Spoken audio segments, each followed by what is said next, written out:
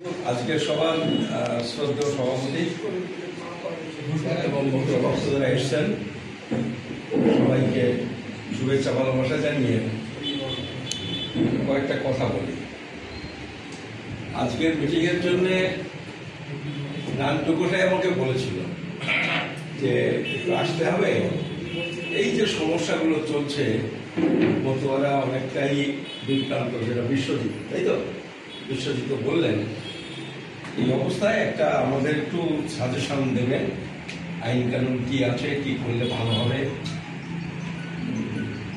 তা বলেছিলাম ঠিক আছে, নির্বাচন ডাকবেন, আমি চলে যাব।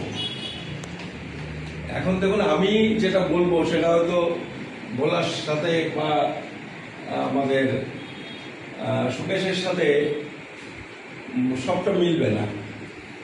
মানে ওরা মতো মহাসংঘের নেতা, মতো মহাসংঘের নেতারা বলতে গেলে তো একটু সংগঠনের পক্ষে ঝোল টেনে বলতে হবে, তাই না? তা না হলে তো আর সংগঠন হয় না। কি আমি আর আমি হলাম আসলে, আমাকেও মাঝে মাঝে অনেকদিন পর্যন্ত আমাকে ওই কমিটিতে ওরা রাখতো, ভাইস প্রেসিডেন্ট রেখে এটা ওটা রাখতো। বছর 2 হলো আর রাখে না। কেন? মানে আমি আমাকে কমিটিতে রাখলেও আমাকে খবর দিতেন, যেদিন এই নাগরিকত্ব বিষয় নিয়ে আলোচনা হতো, সেই সব মিটিং গুলোতে ডাকতেন। অন্যান্য ব্যাপারে আমাকে খুব একটা ডাকতেন না, আমি একটু ব্যস্তও থাকতাম। তো 2 বছর রাখছেন না। এখন এই না রাখার মানে তাদের আমি দোষ দিচ্ছি না, না রাখার কিছু বাধ্যবাধকতা আছে। কারণ আমি এমন এমন কথা মাঝে মাঝে বলে দিই যেটা ওই শুভেন্দুরও সমস্যা হয়, তারপরে মমতা ব্যানার্জিরও সমস্যা হয়ে যায়। ফলে এটা একটা সমস্যা হয়ে যায়। কারণ আপনারা তো কথায় বোঝা গেছে, মন্ত্রীরা তখন ভাগ হয়ে গেছে দুটো, একটা তৃণমূলের গ্রুপ আর একটা বিজেপির গ্রুপ। তা আমরা যদি কোনো দলে না থাকি, কোনো দলে না থাকলে তো 2 দলেরই কম বেশি সমালোচনা আমরা করি, প্রশংসা করি। সেই জন্যে তাতে কোনো দোষের কিছু নেই, সব ঠিক আছে। এখন সমস্যা হলো যে আমাদের এই আন্দোলনের ইতিহাস সম্পর্কে বলতে গেলে, এই যে সমস্যা বিশ্বজিৎ বললো ভাগাভাগির সমস্যা, এটা বলতে গেলে তো একটা কথা বলতে হবে যে এই যে আন্দোলনের সময় কত ছিল ও জানে। মঞ্জুর ছিল না, মঞ্জুর দৈনিক ওখান থেকে যেত, অফিসে যেত, কোনো গাছ বোধহয় এরকম দেখেনি। ওনার গুরু হরিপদ মন্ডল গোসাই, হরিপদ মন্ডল তিনিও তখন 84 বছর বয়স। তারপরে সোনাবাবু ছিল, সুমন্ত বাবু ছিলেন, তারপরে গণপতিদা ছিলেন। এরা সবাই 75-77 বছর আগের বয়সের মানুষ। কখনো জিজ্ঞেস করেননি যে গোসাই তোমরা 7 দিন 6 দিন 5 দিন অনশন করছো, ভালো আছো তো? এটাও জিজ্ঞেস করেনি। মানে এটা তো, মানে এই কথা আমি আজকে বললে তো অনেকের ভালো নাও লাগতে পারে, এই কথা বললে তো ভালো নাও লাগতে পারে না। যাই হোক, সেটা অন্য জায়গা। আমি আন্দোলনটার কথা বলছি। তো এখন এই যেটা ঐক্যবদ্ধ আন্দোলন শুরু হয়েছিল, এই আন্দোলনটাই প্রথম মন্ত্রী বানালো মঞ্জুর, এবং আমরা বোধহয় সবাই একমত হবো একটা হাফম্যান। মানে এমনি সাধারণভাবে যদি আপনারা বলেন ঠাকুরবাড়ির মানুষ বললে আপনাদের খারাপ লাগতে পারে, ঠাকুরবাড়ির ছেলে, কিন্তু আসলে হাফম্যান মানুষ। ওরে কি হলো, এই যে অরাজনৈতিক মতুয়া সংগঠন ঐক্যবদ্ধভাবে একটা আন্দোলন শুরু করেছিলেন, সেইটাতে মমতা বন্দ্যোপাধ্যায় প্রথম রাজনৈতিক বিষ ঢোকালো। কি কথাটা কি মিথ্যে? তারপরে শান্তনু কি বললো? শান্তনু জায়গা পেল, বললো ঠাকুরবাড়িকে আমি রাজনীতি মুক্ত করব। এরা যদি তার পেছনে পেছনে থেকে থাকে, কেউ কেউ কোনো কোনো সময় পর্যন্ত, এইটা ছিল তার কথা। এবং আলটিমেটলি এইটা করেই আমার বাড়িতেও গেছিল। আমার বাড়িতে যেদিন গেছিল আগে থেকে টেলিফোন করে গেছে, ঠাকুর বাড়ি ছেলে যাচ্ছে, আমার বউকে বললাম একটু মুরগি টুকি রান্না করো, খেয়ে দিয়ে আমাকে বললো যে কাকা আপনি তো হেল্প না করলে কিছু হবে না, আমি ঠাকুর বাড়িটাকে রাজনীতি মুক্ত করবো। আমি বললাম দেখুন দেখো তোমাদের এই কথাতে আমার আমি মুখে মুখে এইভাবেই কথা বলি, আমি বিশ্বাস করি না। মানে তোমার জ্যাঠা যেদিন পেয়েছিল ওই টিকিট বড় বাবু, তার 10 দিন 15 দিন আগে তোদের ওই স্টেশনের পাশে ওই বিয়ে বাড়িতে মিটিং হলো, তখন ওই মায়ের আচল, তখন ওই যে হরিকুলচন্দ্রের নামে যে কলেজ প্রতিষ্ঠার হয়েছিল সেইটাকে ওই সবজি মন্ডি করার চেষ্টা হচ্ছিল, তার বিরুদ্ধে আমরা আন্দোলন করবো। মমতা ঠাকুরও ছিলেন, বড়বাবুও ছিলেন, বললেন আমি কোনোদিন যাবো না। আমরা বললাম আপনাকে সামনে রেখে আমরা লড়াইটা করবো। 15 দিনের মধ্যে তাকে টিকিট ডিক্লেয়ার হলো, সব হয়ে গেল। আমি বললাম ওকে তোমার জ্যাঠার খবরটা আমরা জানি, তুমি আজকে আবার বলছো, আমি জানি যে তুমি এইটা করেই ফলে তুমি করো, আমি তোমার ওই সব কাজের মধ্যে নেই। আসবে বলেছিলেন, রান্না বান্না করছে, খাওয়া দাও, চলে যাও। এখন এইভাবে আন্দোলনটা ভাগ হয়ে গেছে। ভাগ হয়ে যাওয়ার মধ্যে আসলে তারা সুবিধে পেয়েছে, যেটা বললো মন্ত্রী হয়েছে, এমএলএ হয়েছে, অনেকে ঠাকুর বাড়িতে। ওর মনে নেই হয়তো, অনশন সবাই মিলে করেছিলাম। মমতা ঠাকুর তখন থাকতো না ঠাকুর নগরে, যেদিন আমরা 2004 অনশন করেছি, থাকতেন না। অনশনের আগের দিন বড়বাবু এবং বড়মা আষ্টিতে চলে গেছিলেন, অনশনের সময় ছিলেন না, ঠিক আগের দিন চলে গেছিলেন, আমার খুব মনে আছে। সেটা আলাদা কথা, কাজ থাকতে পারে, ব্যস্ততা থাকতে পারে, কোনো কারণ থাকতে পারে। আমি আন্দোলনের যে ঘটনা ঘটেছিল আমি সেটা আপনাদের বলছি। এখন প্রশ্ন হলো যে এইসব হয়েছে, কিন্তু সমস্যায় পড়ে গেছে বিশ্বজিৎরা। বিশ্বজিৎ 40 জন নিয়ে একটা দল করে। এখন ও কি করবে? ও যে প্রশ্নটা বললো, এটা তো আসলে প্রত্যেকটা জায়গাতে এটা তো হচ্ছে সমস্যা। দেখো বিশ্বজিৎ এই ব্যাপারে একটা জিনিস বুঝে নাও, এই যত মতুয়া বাংলাদেশ থেকে ভারতে এসেছে, কেউ আগে এসেছে, কেউ মাঝামাঝি সময় এসেছে, কেউ পরে এসেছে, প্রত্যেকের সমস্যা কিন্তু আলাদা আছে। কিছু প্রত্যেকের কিন্তু সমস্যা আলাদা বিশ্বজিৎ, এবং প্রত্যেকের কাগজপত্র যা আছে সেটাও আলাদা আলাদা। সবার কিন্তু এক কাগজপত্র নেই, তাই তো? সমস্যাটাও কিন্তু তাই হবে। ধরা যদি যে পড়বে, ভারতীয় হিসেবে ডিক্লেয়ার হবে, বিদেশি হিসেবে ডিক্লেয়ার হবে, সেক্ষেত্রে কিন্তু 40 জনের একই জিনিস হবে না। 40 জনের কিন্তু যার যেমন অবস্থা আছে, কাগজপত্র এসেছে, সেই অনুযায়ী তার কি হবে, তার সমস্যা অথবা সুবিধে হবে। ফলে এই ব্যাপারটার সাথে তোমার ওই দলের ব্যাপারটা মিলবে না, এইটা সবাইকে বলতে হবে। তোমার সমস্যা যা হবে, তোমার ছেলে সেই সমস্যা নাও হতে পারে। একটা পরিবার হিসেবেও কিন্তু নাগরিকত্ব সমস্যায় সমস্যা কিন্তু সমাধান হবে না। বাবা যদি নাগরিকত্ব থাকে, ছেলে যদি না থাকে, ছেলে অ্যারেস্ট হয়ে যেতে পারে, বাবার হবে না, বাবা অ্যারেস্ট হতে পারে, ছেলে হবে না। এই ব্যাপারটা কিন্তু এইরকম। এই জন্যে আজকে সিদ্ধান্ত নিতে হবে,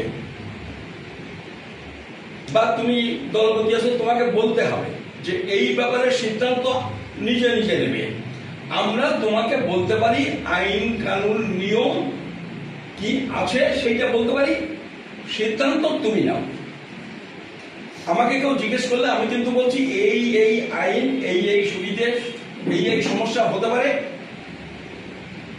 সিদ্ধান্ত তুমি নাও।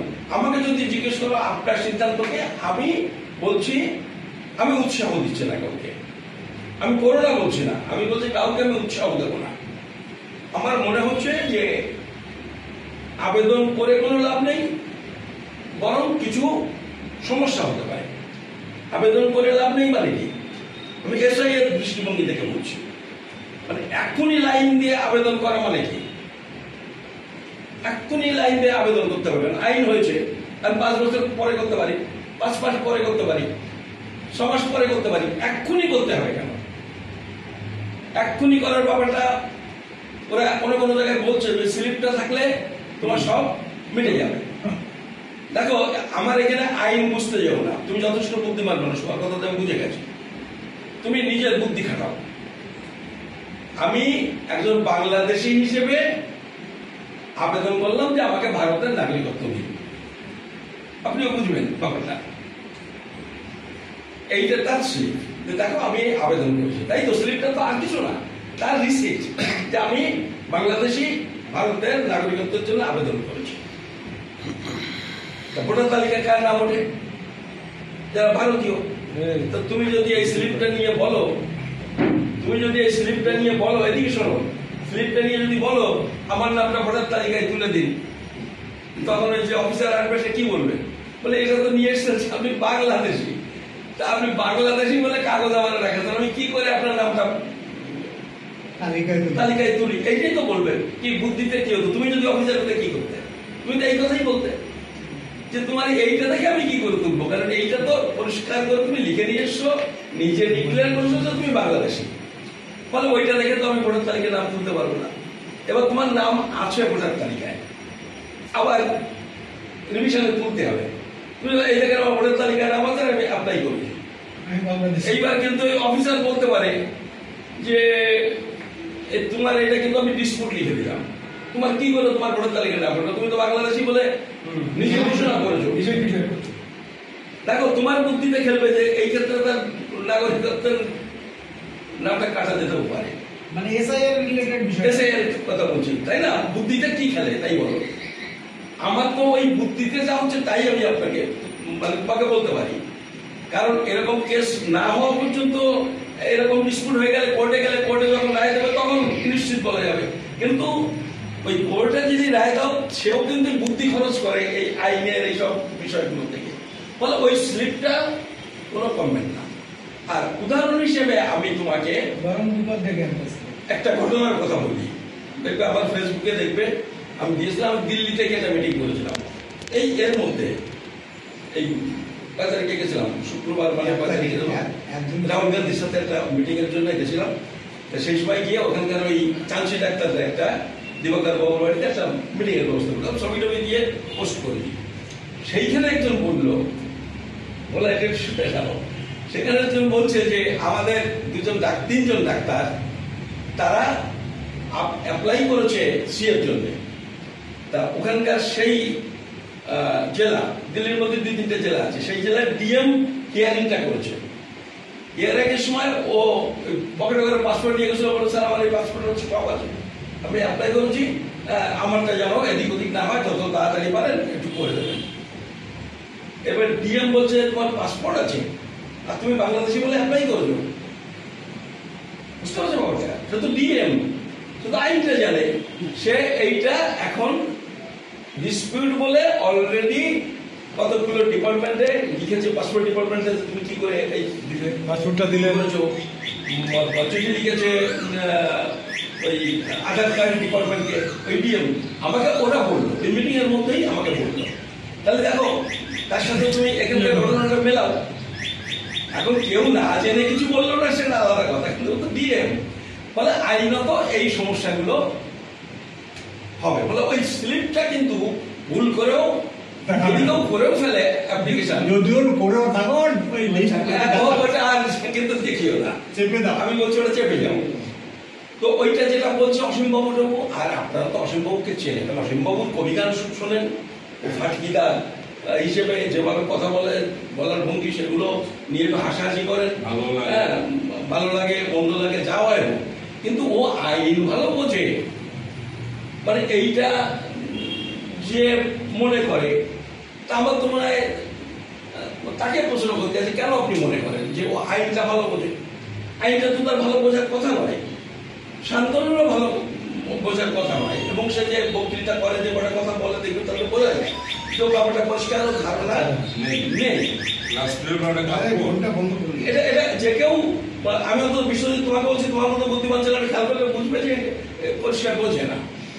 তো এখন এইরকম একটা জায়গাতে কেউ দল হিসেবে দায়িত্ব নাও, ওই অ্যাপ্লাই করবে কি করবে না, তুমি যেটা বলেছো পরে তুমি বিপদে পড়ে যাবে। ডিফল্ট হয়ে যাবে না কি হ্যাঁ সেই ইংরেজিটা করলে কেস খেয়ে যাবে, কিন্তু ওইটা করতে যাবো না। আমরাও কিন্তু ওরকম করে পরিষ্কার বলছি না। দেখো যে ব্যবস্থা আছে তাতে যদি কাগজ ঠিক ঠিক মতো থাকে, আইন যেহেতু হয়েছে 2-4 জন পেলেও পেতে পারে। আমি তোমাকে এটা আজকে বলছি না, 16 সাল থেকে বলছি। আমাদের বিভিন্ন বুকলেট আছে, তুমি পড়বে, অন্যরা কেউ বলছে না, আমি প্রথম থেকে বলছি 2-4 জন পেলেও পেতে পারে, কিন্তু এইটাতে সমস্যা মিটবে না। উদ্বাস্তুতে 2-4 জন পেলে তো তাতে কোনো কাজ হলো না। কারণ হচ্ছে ওই যে কাগজগুলো দিচ্ছে ওখানকার 9টা কাগজ, তাই তো 9টা কাগজের একটা লাগবে যে তুমি বাংলাদেশের নাগরিক ছিলে। এই কাগজগুলো সম্পর্কে জেপিসিতে জয়েন্ট পার্লামেন্টারি কমিটি 2016 সালে পরে যে জেপিসি হয়েছিল, সেই জেপিসিতে রিপোর্ট আমার কাছে আছে, আর আমি নিজেই ওই জেপিসিতে সাক্ষ্য দিতে গেছিলাম। আমাকে ডেকেছিল দিল্লিতে, আমি জেপিসিতে সাক্ষ্য দিচ্ছি। জেপিসি মানে হচ্ছে 20-25টা যে পার্টিকুলার এমপি আছে, সব দলের একজন মিনিমাম এমপি ওই কমিটিতে ছিল। তা সেখানে ওই জেপিসি মানে বিরোধী দলের এমপিরা তারা স্বরাষ্ট্র দপ্তরের সেক্রেটারিকে, সব থেকে বড় অফিস আছে কেন্দ্রে, পররাষ্ট্র দপ্তরের সেক্রেটারিকে আর হোম ডিপার্টমেন্টের সেক্রেটারিকেও ডেকে প্রশ্ন করেছে যে আপনারা এই আইনটা করতে চাইছেন, বলছেন যে উদ্বাস্তুরা নাগরিকত্ব পাবেন, কি করে পাবেন আপনি আমাদের একটু বুঝিয়ে দিন। সেই ক্ষেত্রে বলেছে ওই যে যা যা যা যা করেছে বিলে রয়েছে সেই প্রশ্নগুলো করেছে যে সে বাংলাদেশের লোক। বলছেন বাংলাদেশের লোক, আপনি কি করে প্রমাণ করবেন সে বাংলাদেশের লোক? জিজ্ঞেস করেছে সেক্রেটারিকে। তখন সে কাগজপত্র দেবে, তখন এই কাগজপত্র দিলেই হয়ে যাবে। তো বলছে না, কাগজপত্র দিলেই হবে না, মানে একদম লেখা আছে, এটা মোদী সরকার বের করেছে, আমার বাড়িতেই আছে, মানে আমার বাড়িতে আছে, মানে আমার এটা থাকার কথা না। মমতা ঠাকুরের কপিটা আমাকে দিয়ে দিয়েছিল, বলেছিলেন এতখানি ইংরেজিও ওনার কিছু ইংরেজিতে সমস্যায় বলেছিলেন আমাকে দিয়ে দিয়েছিল, আমার কাছে আছে। তো বলছে যে এই কাগজগুলো দিলেই হবে না, এইটা আমাদের যে সেন্ট্রাল গভর্নমেন্টের এজেন্সিজ আছে ইনক্লুডিং র, তারা এনকোয়ারি করবে যে সে যে ঘোষণা করছে সেটা ঠিক না বেঠিক। যদি তার পক্ষে রিপোর্ট আসে তাহলে সে নাগরিকত্ব পেলেও পেতে পারে, পাবেই তা নয়। মানে ব্যাংকে লোনের মতো দরখাস্ত তুমি করো, বললেই লোন পাবা তা নয়। লোন গ্র্যান্টও হতে পারে, রিজেক্টও হতে পারে, মঞ্জুরও হতে পারে, না মঞ্জুর হতে পারে। একটু শুনে নাও ভালো করে বিষয়টি। তো এইভাবে তারা বলেছে, এগুলো সব লেখা আছে। এখন এরা বলছে কিচ্ছু লাগবে না, কোনো ইনকোয়ারি হবে না, জেরক্স দিলেও হবে। দেখো এই যে একটা জেরক্স, এইটা এই কাগজটা এই জায়গায় জেরক্স করে সেখানে আরেকটা কাগজ আরেকজনের নাম লিখে আবার জেরক্স করলে ফটো এমন এমন নিয়ে আছে, এটা একজনের কাগজ 50 জনের ব্যবহার করা যাবে ওই জেরক্স করে। কারণ জেরক্স এই কার্যটা করা যায়, যে কারণে চাকরি হোক আর যাই হোক তোমাকে আগে চাইবে জেরক্স, কিন্তু ফাইনাল যখন সিদ্ধান্ত হবে তার আগে তোমাকে নিয়ে ওই জিজ্ঞেস করবে এটা তোর চাকরি করে, ওই অরিজিনালটা দেখাতে হয়। তা না হলে কোনো অফিসার সিদ্ধান্ত নেয় না, কারণ এই ডুপ্লিকেট করার সমস্যা আছে। এখন এরা বলছে হবে, হয়তো 2-1টা হচ্ছেও, মানে হবে শুধু না, হচ্ছেও। কেন হচ্ছে? ওরা এরকম এই নদিয়া, উত্তর 24 না, এরকম কয়েকটা জেলাতে ওই যে স্ক্রুটিনি করবে যে অফিসার আর ওই যে জনগণনার যে অফিসার সরকারকে আছে, একেবারে পার্টির ক্যাডার, তাদের ট্রান্সফার করে এনে বসিয়ে দিয়েছে যে 500,000 ইলেকশনের আগে ইস্যু করে দিবা। ওই 500,000টা আমরা 5 লাখ 10 লাখ বলে প্রচার করে চালিয়ে দেবো। এখনো হচ্ছেও তাই। আপনি 8 তারিখ না 9 তারিখে শান্তনু নাম করে দেখবে আনন্দবাজার একটা রিপোর্ট বেরিয়েছে, দেখেছেন? বলেছে আমরা 2 লক্ষ ভোটার, এই 2 কোটি ভোটার মতুয়ারা, 2 কোটি ভোটার হলে 3 লাখ অন্তত মতুয়া, তাই তো? 18 বছরের নিচে যারা তো ভোটার না, তো 3 কোটি মতুয়া। বলছে আবেদন করেছে 10,000 মতুয়া, ও বলছে, শান্তনু বলছে আবেদন করেছে 10,000, পেয়েছে 100, এই তো বলেছে এখানটা, এটা বলেছে। আসলে ওটা 100 না, ওইটা আসলে 8-10 জন পেয়েছে। তা 3 কোটি মানুষের মধ্যে 8-10 জন পেয়েছে। সেখানে যদি 8,000 10,000ও পায়, সে কোনো হিসেবে আসে না। এবং ওরা ওই যে কাগজ ফাগজ না দেখে যেটা করছে, ওই পার্টির লোকজন বসিয়ে, এটা হচ্ছে পলিটিক্যাল ডিসিশন। কোন প্রশাসন তো চাকরি বাকরি করে, জিজ্ঞেস করেন কাগজপত্র, ওই যে রুলস করেছে, রুলস ধরে ধরে যতক্ষণ না কাগজপত্র মিলবে ততক্ষণ কেউ সই করবে না। আজকে মোদি আছে, এই দেখবেন ওই মোহন ভাগবত বলছে 2 মাস পরে তোমার 75 বছর হচ্ছে।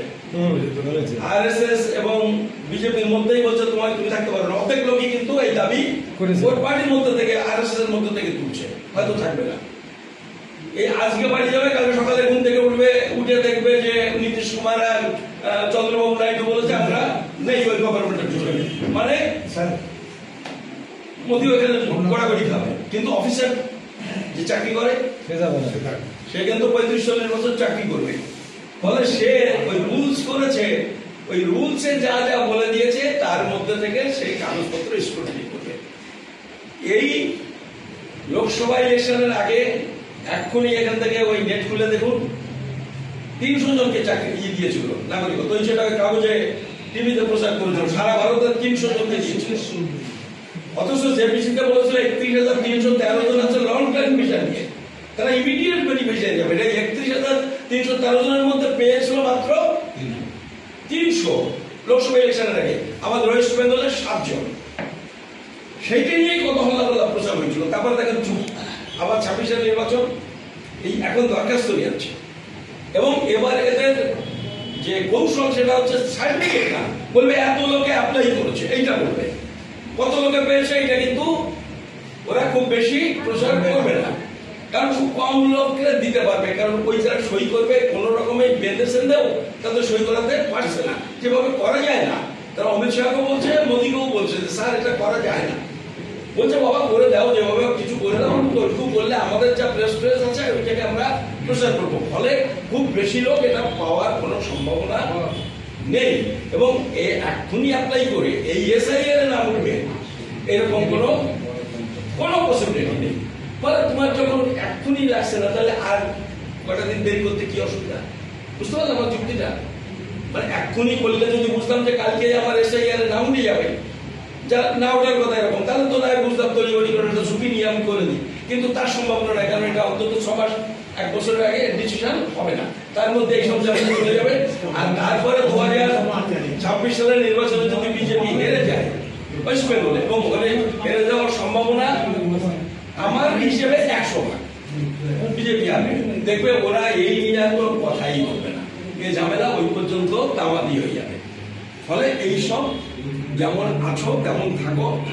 2014 সালের আগে যদি এসে থাকে আমাদের কোনো মতুয়ারা, তারা কিন্তু ভারতে বৈধ বসবাসকারী বেনাগরিক, বৈধ বসবাসকারী বেনাগরিক, পুলিশ তাদের কিছু করতে পারবে না। তার সামনে অনন্ত সময় রয়েছে ভারতের নাগরিকত্ব পাওয়ার, অ্যাপ্লিকেশন করে হোক, এই আমরা যে চেষ্টা চরিত্র করছি তার মধ্যে দিয়ে যদি আইন কানুন পাল্টে যায়, হ্যাঁ, ফলে এখনই এটা করার দরকার নেই। এইভাবে এই ব্যাপারটাকে মোকাবেলা করো, এটা মীমাংসা করো। মানে ওই ডিফল্টার বলেছিল যেটা, আমি সেটা এখনই তাদের বলা, শোনো তুমি বলবা, তুমি সেখানকার তুমি এটা বলবা, তারপরে কি সিদ্ধান্ত নেবে সে তো মানে তোমার কিছু করার থাকবে না। নিয়ে যদি উপকৃত হয় উপকৃত হয়ে যাবে, আর যদি বিপদে পড়ে যায় তার বিপদ হবে। মানে এইটা হচ্ছে একটা দিন। আর যেটা হচ্ছে সেটা দেখো, আমার একটা হিসেব ধরে ঠাকুরনগরে বাস করে, ঠাকুরনগরের যে মেইন জায়গাটা যদি তুমি হিসেব করো, একটু বিলকান্না 1/2 কিলোমিটার বাদ দিয়ে, 60 কিলোমিটার বাদ দিয়ে ঠাকুরনগর যদি হিসেব করো, চারিদিকে তো বিল, একেবারে বিলের ধারে যারা, তারা বাদ দিয়ে আর যে মতুয়ারা আছে, এই মতুয়াদের অধিকাংশের নাম 2002 সালের ভোটার তালিকায় আছে।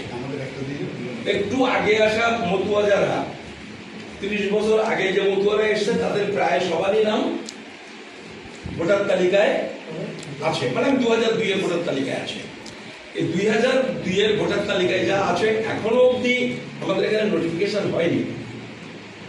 সুপ্রিম কোর্টের তত্ত্বাবধানে বিহারে হচ্ছে, তো একই নিয়ম এখানে লাগু হবে, এটা ধরে রাখো, তাহলে তাদের কোনো সমস্যা হওয়ার কথা নয়।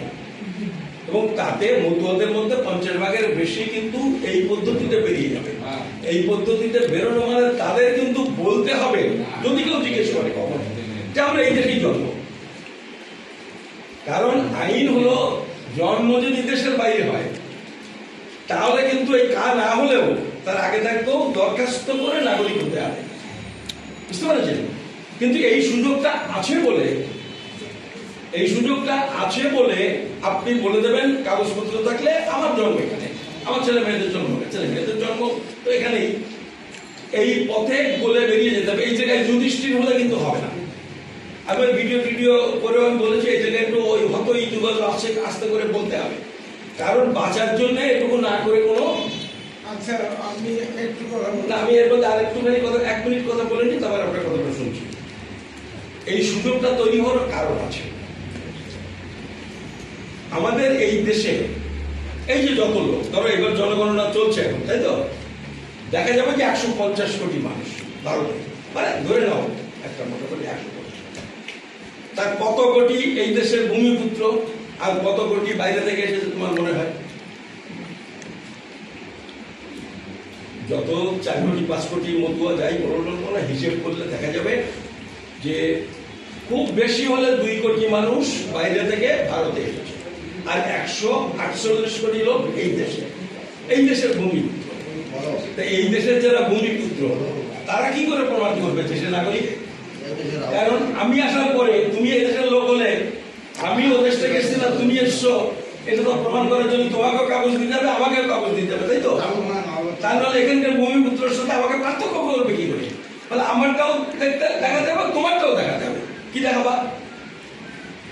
তোমার দেখাবার জিনিস আছে আইন অনুযায়ী একমাত্র বার্থ সার্টিফিকেট। কিন্তু বার্থ সার্টিফিকেটের সরকারি হিসেব হলো জন্ম মৃত্যু নিবন্ধীকরণ আইন 69 সালে হয়েছিল। দি registration of birth and death act 1969 সে 69 সালে হওয়ার পরে 2015-16 সালে এই 16-17 সালে এই যে 16-17-তে দেখছে যে এখনো যদি ওই একমাত্র বার্থ সার্টিফিকেট এদেশে ভূমিপুত্রদের না দেখালে নাগরিক নয়, এটা যদি বলে তাহলে ঠক বাঁচতে গা উজাড় হয়ে যাবে। ফলে তারা ওই আইনটাকে চেঞ্জ করেছে, অ্যামেন্ড করেছে দি registration of birth and death amendment act 2023 সালে করে বলেছে 23 সালের 1 অক্টোবর থেকে তার পরে যারা জন্মেছে সবাই জেনে নিন, এর পরে যারা জন্মেছে সেই বাচ্চা কিন্তু বাচ্চা সার্টিফিকেট ছাড়া আর কিছু মানবে না সরকার। তাহলে তার আগের বিকল্প কাগজ চলবে, যে বিকল্প কাগজ তোমারও আছে, ওই স্কুলের সার্টিফিকেট, আমি জানি একটা এরকম 12-14টা কাগজ দিয়েছে স্বরাষ্ট্র মন্ত্রক, এইটা আছে মতুয়াদের মধ্যে অর্ধেকের বেশি। সেইগুলো দিয়ে এখানকার ভূমিপুত্রদের সাথে সেও বলবে আমি এই দেশের লোক, একটা বড় সমস্যা মিটে গেল। এইবারে সত্যি যারা এই বছর 20 মধ্যে এসেছে এই একদম তাদের সত্যি খুব এখন সমস্যা। তাদের আইন অনুযায়ী 2014 পরে যারা এসেছে তারা তো এখনো অনুপ্রবেশকারী, হিন্দু হলেও অনুপ্রবেশকারী, মুসলমান হলেও অনুপ্রবেশকারী। এই যে তুমি বলছিলে না, কে বলছিল? শুভেন্দুর কথা ওই দাদা বলছিল আগে, যে দাদা বলছিল সেই দাদাকে আমি বলি, সবাইকে বলি, বিজেপির ইন্টারনাল সার্ভে দেখবে, সেদিন একটা বক্তৃতায়ও এই কথা বলছে, বিজেপির এক নেতা ভিডিওতে বলছে 12 লক্ষ লোক এসেছে ওদের পার্টির হিসেব 2014 পরে, 12 লক্ষ হিন্দু এসেছে। এই 12 লক্ষ হিন্দু সম্পর্কে শুভেন্দুর বক্তব্য নাকি? ও কিন্তু বলছে অনুপ্রবেশকারীদের ফিরে যেতে হবে। বিজেপি তৈরি করা K-19 14 পরে যারা এসেছে বলেছে তারা সবাই অনুপ্রবেশকারী। হিন্দু হলো অনুপ্রবেশকারী, মুসলমান হলো অনুপ্রবেশকারী। আইনের কথা বলছি, মুখে ভোট পাওয়ার জন্য এটা ওটা বলছে, ওই কথা তো আর কোনো কাজে লাগবে না। বলে এইটা হিন্দু বিরোধী তো সে বলছে, তাহলে এই লোকগুলোর কি হবে? আর 14 আগে যারাও এসেছে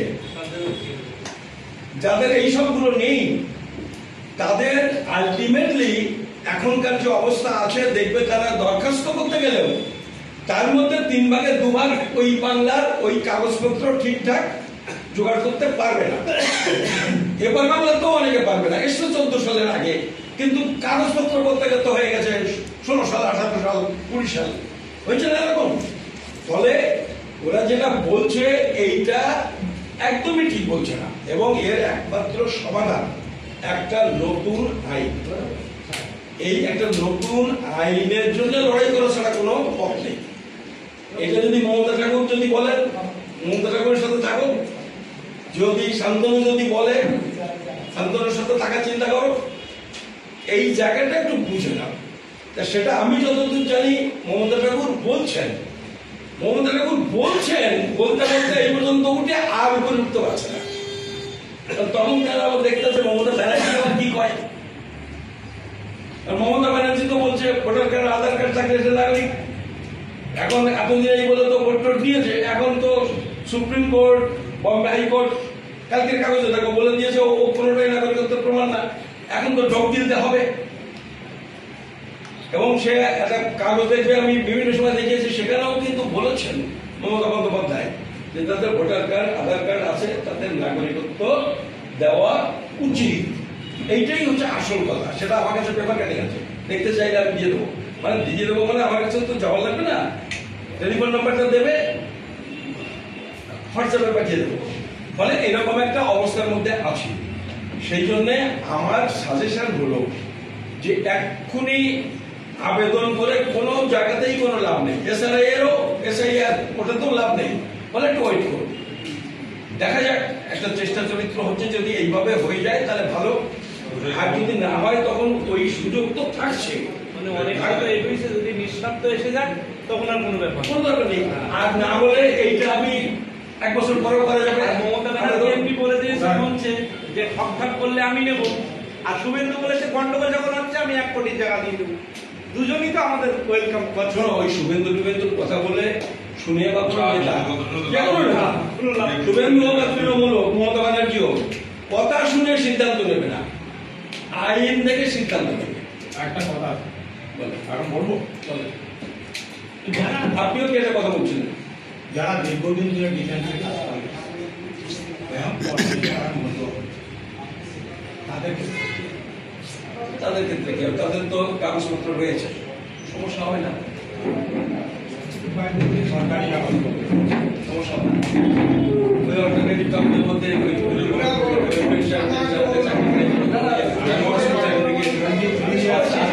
ছেলে মেয়েদেরও কোথায় যা আপনি এটা কি বলছিলেন? আমি বলছি যে আন্দোলন করে যে 5 বছর ধরে যে মজুয়া বলে 100 টাকা করে দিচ্ছে, আর এই কিন্তু বড় যাচ্ছে না। আরে শোনে, আমি বুঝে গেছি ভক্তরা সেই জিনিসটা আপনারা যে গাড়িগুলি যারা আছেন, ওই কমিটিতে যারা আছেন, তারা আন্দোলন করুন, আমরা তার সাথে কি আন্দোলন করবেন? আন্দোলন না, ভেঙে দেব। আরে কথাটা শুনে একটু কথা শুনে ও ভাইয়া আসি আমরা কথা না, তাহলে আমাদের ওইভাবে দেখেন, আপনারা এক কথা বলে যাবেন আর একজন এক কথা টাকা দেবেন না, তারা কি খাবে কি? আমি যদি তাই যদি খেতে হয় তাহলে আমাদের কাছে এসে বলুন, আমরা খাবার বলবে কেন? ওই তিরুপতি মন্দিরে যে তারা গঙ্গা খুলে দিয়ে আসে, ধর্ম হলে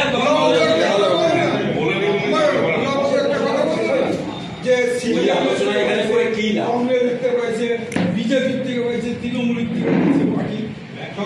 আচ্ছা আপনার আরেকটু বসে এরা ঠাকুরনগর থেকে একটা পার্টি দাঁড় করানো, কোনটা সব ইসের থেকে যদি শান্তনই দেওয়া সেটাই জাতীয় পার্টি হিসেবে একটা জামানত জব্দ হতো, হ্যাঁ? জামানত জব্দ হতো। আমরাই তো বেঈমান, না আমরা বেঈমান। ওইসবে কাজ হবে না।